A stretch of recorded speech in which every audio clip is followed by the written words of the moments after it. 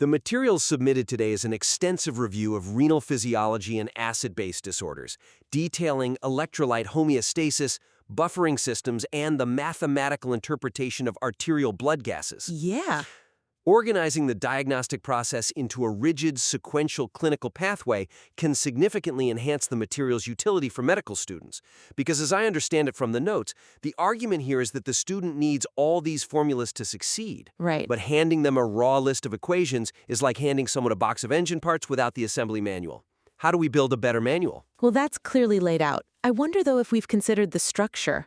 The material lists the equations, the anion gap, osmolar gap, and urinary anion gap, but it's somewhat disjointed. Yeah, they're just sort of floating there. Exactly. The clinical instructor perspective is missing because there isn't a strict algorithm that moves from, basic chemistry to advanced tests like lactate and ethanol. Right. It forces the reader to jump between concepts rather than following a patient's natural diagnostic progression. So structure the content as a visual step-by-step diagnostic flowchart that mimics bedside decision-making and explicitly distinguishes between renal and extrarenal causes of acidosis. I like that. So step 1, you start the flowchart with the pH and calculating the anion gap right from the basic chemistry panel. Yeah, before even looking at the respiratory numbers. You establish if it's elevated or normal. And if it is elevated, the flowchart branches. Step 2?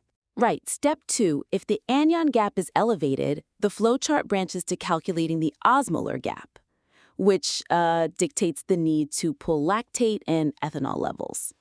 Wait, let me push back on that sequence just a bit. Why pivot immediately to the osmolar gap? I mean, wouldn't a student just jump straight to checking a lactate level instead of doing more math? It's a fair question, and it's what a lot of residents do, actually. But from an educational standpoint, if you skip the osmolar gap, you miss the hidden killers. Oh, wow. Yeah, an elevated osmolar gap dictates the immediate need to look for toxic alcohols.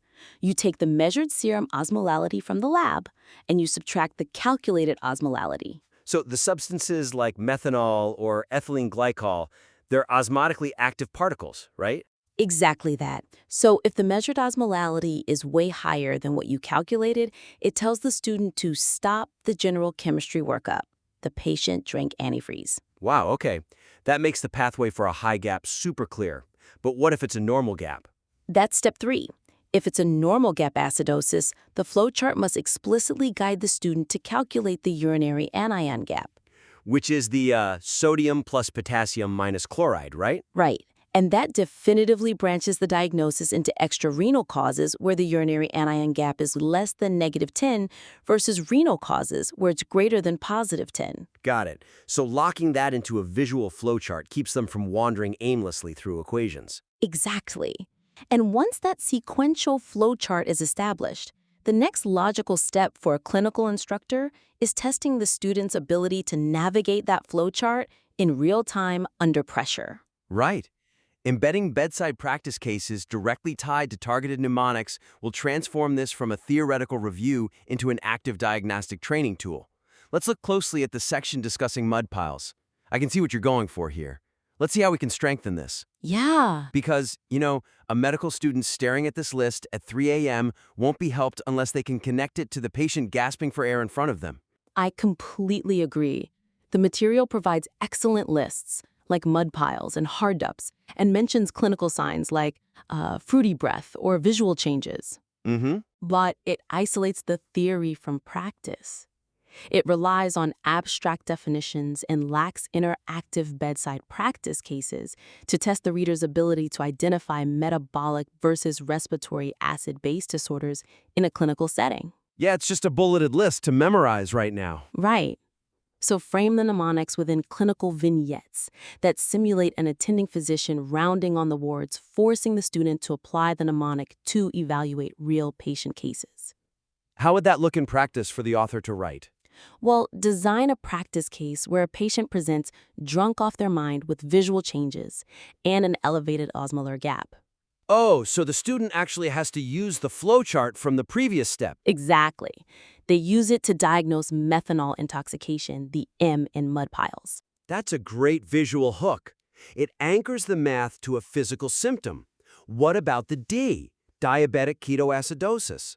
Yeah, another concrete example would be a vignette featuring a patient with fruity breath and Kussmaul's breathing to test the identification of diabetic ketoacidosis. But we don't just want them to name the disease, right? We want them to do the math. Exactly, yes. Challenge the student to calculate the expected compensation for these disturbances directly within the case to see if they can spot the primary driver. That's huge. You're forcing them to prove their work, showing how the respiratory system is reacting to the metabolic crash. Right, because if they don't run the numbers on the breathing, they might miss that the patient is tiring out. Which transitions us perfectly.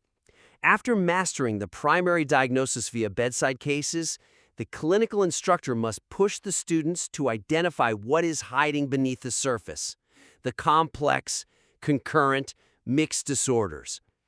Emphasizing the mathematical limits of physiological compensation is crucial for revealing hidden, concurrent acid-base disturbances. Yeah, this is a critical section. So a key theme running through this material seems to be that the body tries to balance itself. But if compensation almost never normalizes pH, how do we clearly teach students to spot the dangerous exceptions where multiple systems are failing at once? Well, while the material accurately provides the formulas for expected compensation, like Winter's formula and the excess anion gap, it doesn't adequately emphasize the simple logic rules needed to identify when compensation limits are breached. So it just leaves those mixed concurrent disorders kind of obscured in the math. Exactly. It's too dense. Synthesize the mathematics into explicit rules of thumb that highlight compensation limits, using simple logic to spot concurrent metabolic and respiratory disorders. I like rules of thumb. Is the connection between A and B fully established in the material, or is that an area to potentially bolster? Let's teach the logic rule. Changes in PCO2 and bicarbonate should parallel each other. If they move in opposing directions, a mixed disorder is present. That is brilliantly straightforward. So if your bicarb drops, your PCO2 must also drop. Right, they move down together. Demonstrate that when calculating expected compensation for a metabolic acidosis, if the measured PaCO2 falls outside the predicted limit, a concurrent respiratory disorder exists. Let's walk through that. Say we use Winter's formula on that DKA patient. The expected PCO2 should be around 23. But what if the lab results show a PCO2 of 40? Right, and 40 is usually a perfectly normal number. Yeah, textbook normal. But that's the trap. A PCO2 of 40 in the face of severe metabolic acidosis means the patient is actually experiencing a hidden respiratory acidosis. Oh, wow. So the normal number is actually a sign of impending respiratory failure. Exactly. And we need to use the excess anion gap formula to explicitly reveal how a hidden metabolic alkalosis can coexist with a high anion gap, unmasking a triple disorder for the advanced student. Wait, a triple disorder? Walk me through how the excess anion gap pulls that apart. Let's take a patient with severe vomiting who develops lactic acidosis from shock. Okay. The lactic acid creates a high anion gap. Say the gap jumps by 15 points. Normally, the bicarbonate should drop by exactly 15 points to buffer it. Makes sense. Spend 15 points of acid, lose 15 points of buffer. But because they are severely vomiting stomach acid, the body is generating new bicarbonate to replace it. So the drop in bicarb from the lactic acid is masked by the rise from the vomiting. Right. The final measured bicarbonate and pH might look deceptively normal. So how does the logic rule unmask it? You use the excess anion gap. You take the actual anion gap minus the normal gap and add it back to the measured bicarbonate.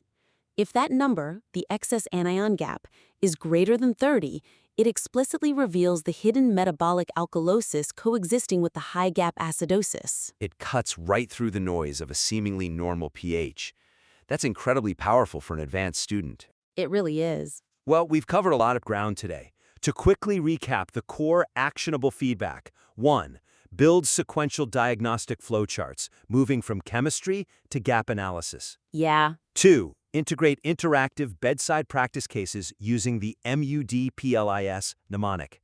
And 3. Define simple logic rules regarding compensation limits to reveal mixed disorders. Absolutely. We warmly invite you to implement these clinical instructor strategies and submit your revised material back into the critique for another review.